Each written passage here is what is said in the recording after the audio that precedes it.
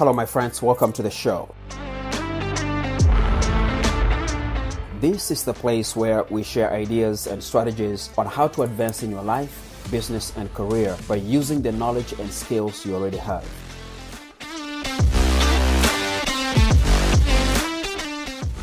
I believe that the true power to overcome obstacles and rise above our adversity is drawn from within ourselves.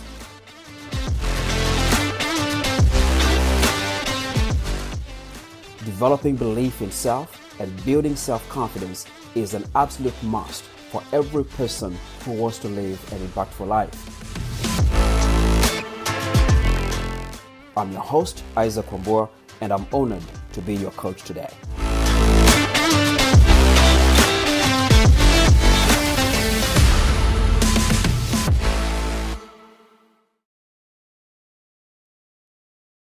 Hi, everybody. Welcome to our Step Into Greatness podcast.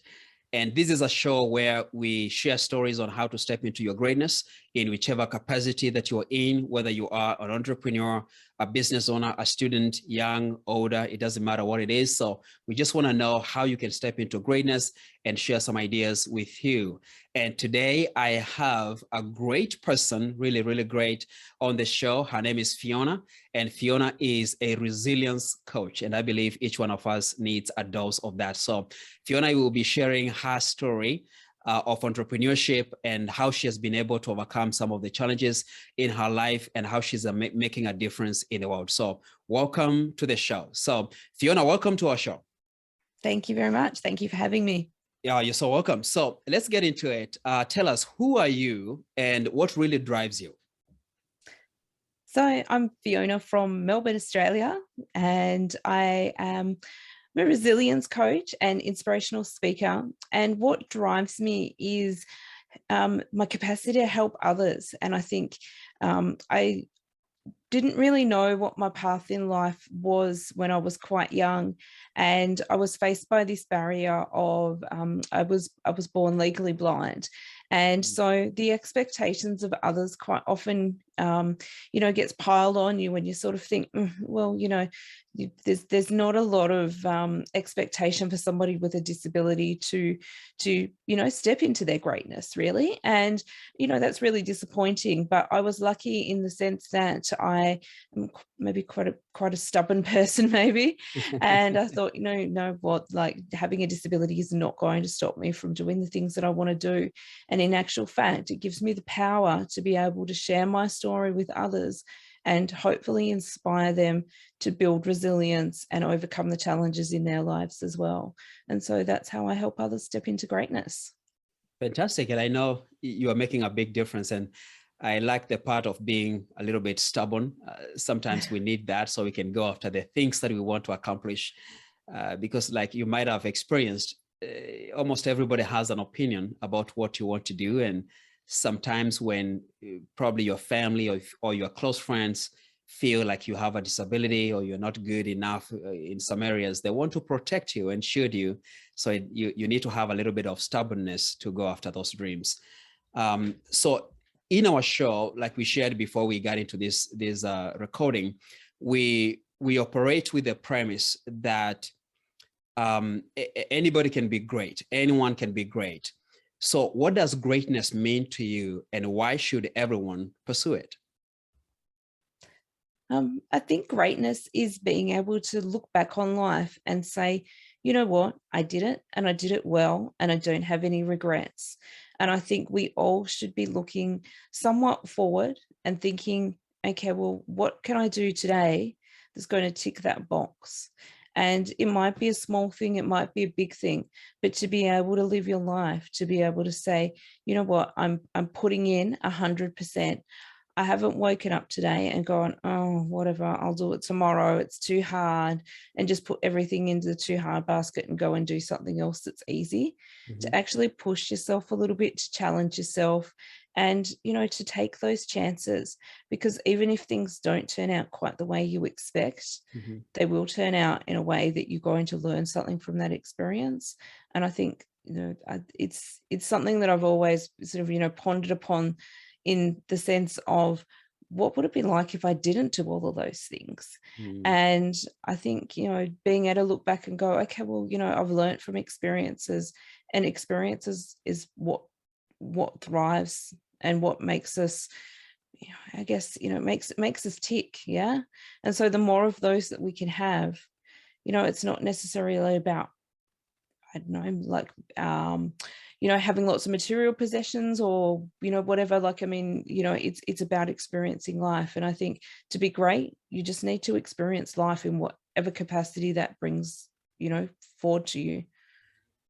Yeah, I love that. And I picked several things as you were talking, that you have to ask yourself a question: what would happen if I don't step in and do the things that I feel I should do right now? And you don't want to live with the regrets, or at least to get to the end of your life and you feel like you didn't go after the things that you wanted to do. And I love your attitude that you're not going to let anything stand on your way. Now, I'm going to go back a little bit to something that you shared with me, that at this point, and I hope I'm accurate on this, that you have about 10% of your vision left, right? Mm-hmm. Okay. Do you ever experience any fear that you, at some point, that you might go completely blind?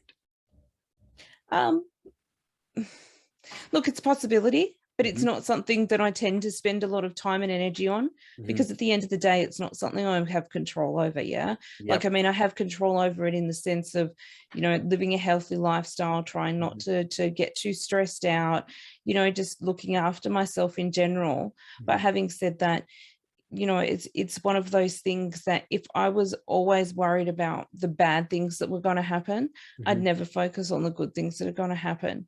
And I think, with my vision, it's just one of those things that since I was very young, I've always had that prospect of, this could get worse, and it obviously has across the years.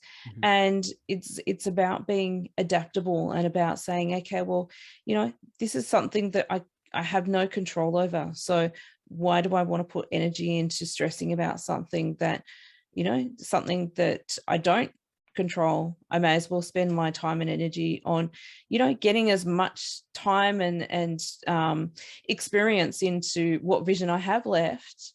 And, if it goes, it goes. If it doesn't, it doesn't, whatever. But, it's just a day-by-day process, I guess. Yeah, no, and you're right. And that's a question that we did not discuss about. And the reason I asked is because I knew that you could handle it. You'd be able to answer that question very well. For everybody who's listening, this is not a scripted questioning process. We didn't talk about that, but just from interacting with you and getting to know who you are, I knew that you have a very unique outlook on life.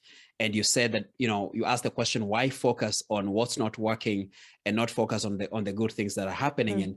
And I liked your almost the last statement that, if it goes away, it goes away. If it stays, that's fine. I just like that carefree attitude, which is not being careless. It's all about focusing on the positive things, because most of us have gone through tough times in different seasons of our lives, but you can't focus on the negative. So thank you again for having that attitude. Yeah. And you always learn something from those negative things or those challenging points in life. Like, I mean, I look back and, like, being disabled is not the only bad thing or, difficult thing that I've ever dealt with. But I look back across those difficult situations in life. And I think, what, like, out of each of those situations, although, in some ways I would have preferred not to have experienced them, I think that's shaped who I am, and it's made me who I am because of that experience and that thing that I've learnt from it. And it might be that it's just given me that extra resilience and strength, or it might be that, there has been some specific change in life that's happened because of that particular event that came along. And if I'd not experienced that, I certainly wouldn't be where I am today. Totally agree. That's very true. So here is a big question for you. Maybe not that big.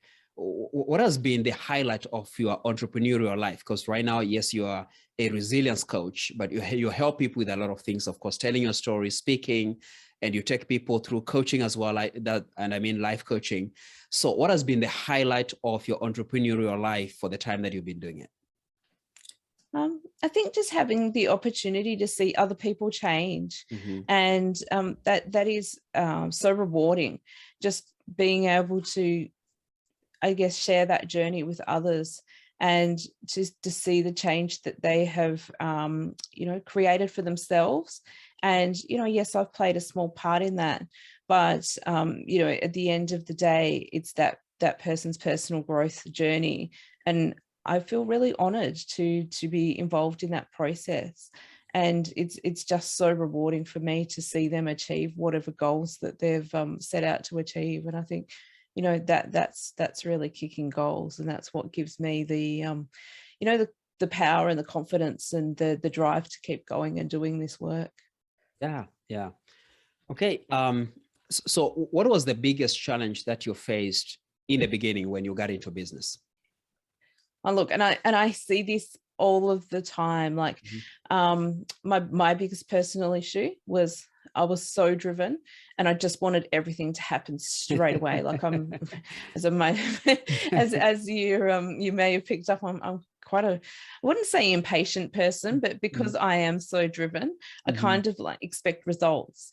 And in life, you don't always get the results that you want as fast as you want. And I think that's definitely true when it comes to launching a business. And so it was like, oh my gosh, where do I find those clients? Like, I just want to help people, but I can't find the people to help. Yeah. And so that I think was the biggest challenge.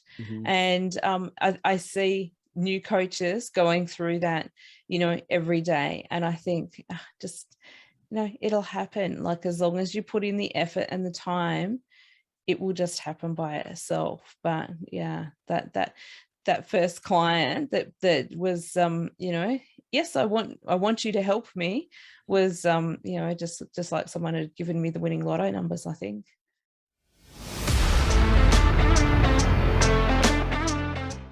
You won't regret it. Isaac helped me tackle my biggest professional challenge. We explored the challenge, why it was a challenge, changed my approach, and made a plan. Boom, problem solved. That was Morgan Gares, Care Transition Coordinator at St. Croix Hospice. The medical sector can be a tough one to help in, but Isaac came alongside and guided Morgan and the rest of the team every step of the way. He can guide you too. Check out dynamomethods.com to find out more about what he could do for you. Now, the rest of the show.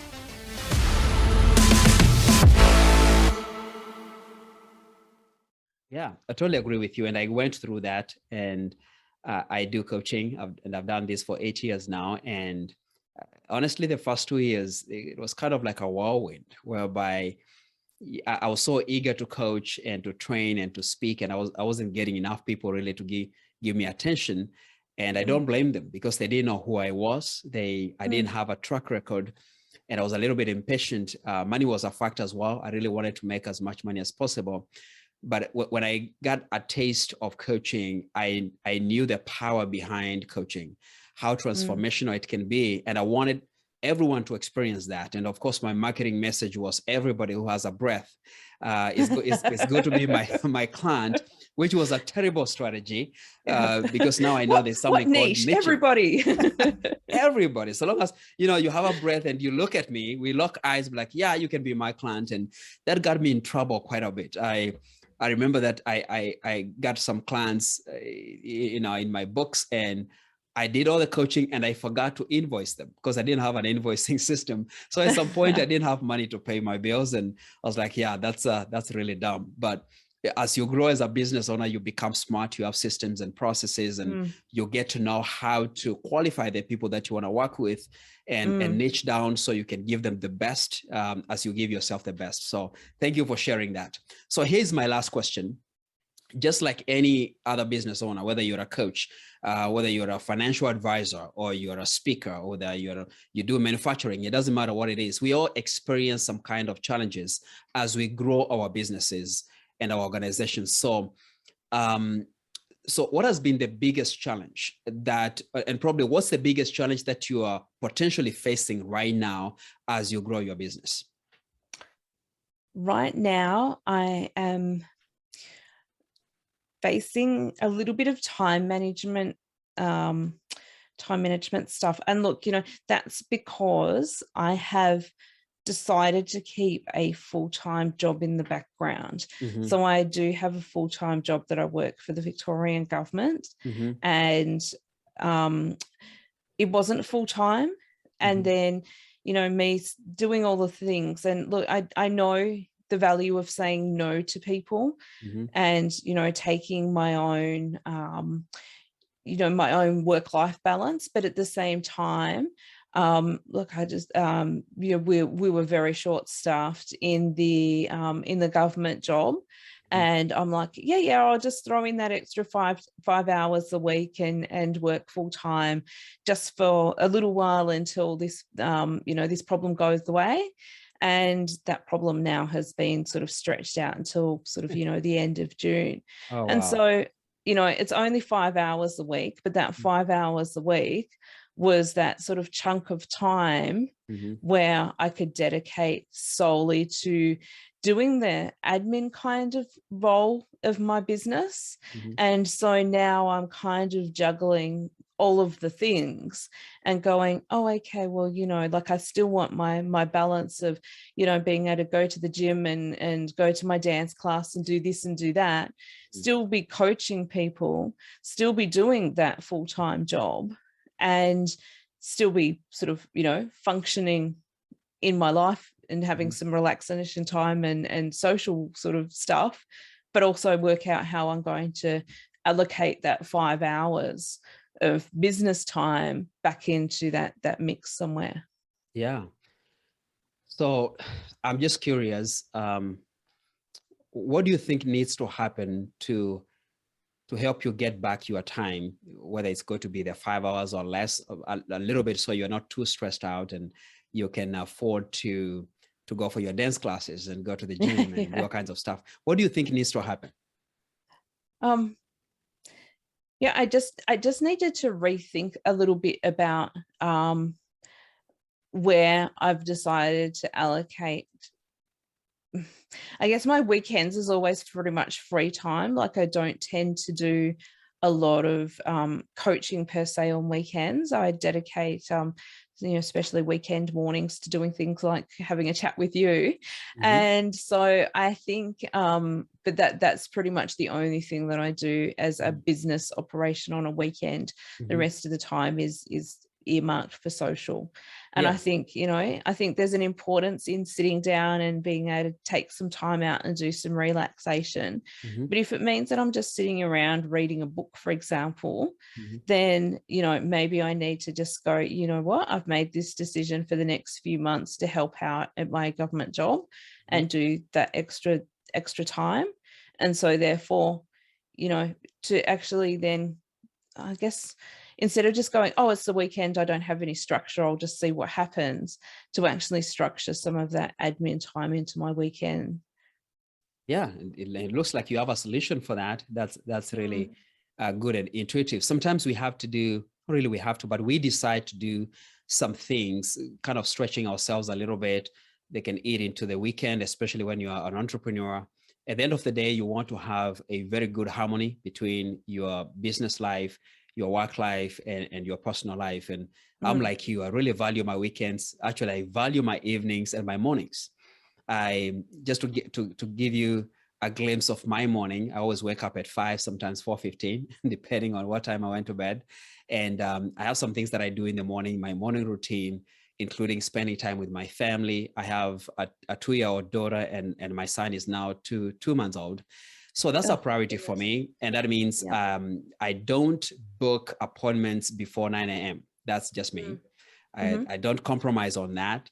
And then in the evenings after 6 p.m., I don't answer people's phone calls because I want to spend time with the family. And that has worked very well. It hasn't cost me any business. I have very good clients. So when you set those boundaries and make sure that you communicate, it really helps. And sometimes I do some stuff on the weekends, like tomorrow, which is the 30th of April, I have a youth event that I'm going to conduct. And the reason I'm doing that is because during the week, you may not be able to get them. So tomorrow I have a half-day youth event that I'm doing just in the community for free. They're not paying for it. So one of those things happen once in a while, but I like to protect my weekends to spend with the family. So it seems like you have a good solution for it. And the only thing I'll ask you is to keep an eye on the June kind of deadline for having this project kind of slow down on you. But the question is, in case it extends to August, what are you going to do? Are you still going to continue working the full-time, or have you communicated to whoever that you are working with and say, after June, I need to step back to part-time the way I used to do it? So just something to think about. And it was a mutual decision. In fact, it was actually, we were just extending a couple of weeks at a time. And I said, let's just do this until the end of June. So then in my, I guess in my mind, I have actually sort of, made this happen. So now I can get my head around it and go, okay, this is my end date, rather than it was little dribs, little drabs. And I'm like, at least now I know, okay, well, it's definitely June. This is where we're going to sit with it.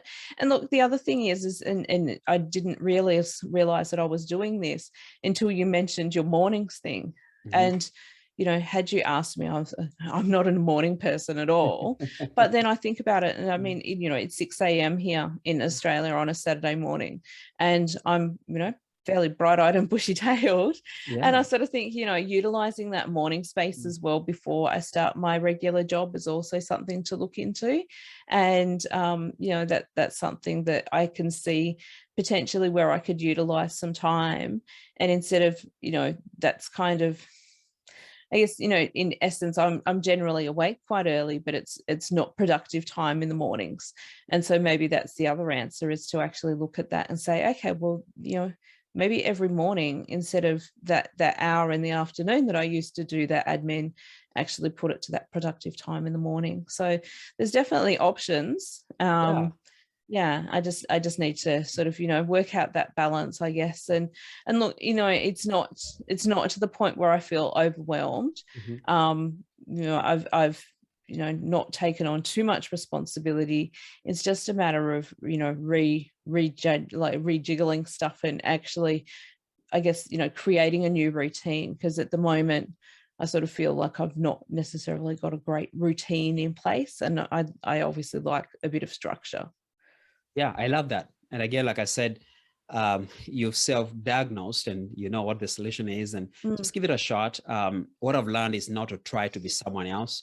I'm one of probably many or few people, I can't tell how many we are, that wakes up very early in the morning, 4:15, 4:30, I'm up. And that's when I take care of my personal stuff. I go to the gym, I do my meditation, I do my reading, and I send the major emails early in the morning just to get done with that. And then by the time my daughter wakes up at 7:30, then I'm up, and just my day starts from there. In the evening, I'm already tired. I don't do much in the evening, really. So that works for me early in the morning. So just try different ways of handling your stuff. And at some point, you're going to arrive at a sweet spot. And if that works for you, that's what you're going to adopt. So I'm curious how that's going to go. And if all goes well and you're willing to come back to the show to tell us how it went, I believe our community and our audience will be curious to see what worked for you, so you can share those strategies, because I know there must be someone else, an entrepreneur, an executive, a business owner who might be struggling with a similar challenge. So again, Fiona, thank you so much for coming to the show. Looking forward to seeing you next time when you come to the show. Thank you so much. Thank you for having me. Okay, you're so welcome.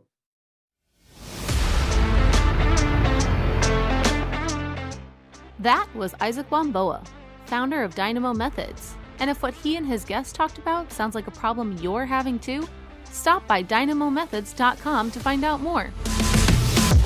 You can book a complimentary 45-minute virtual training for your team.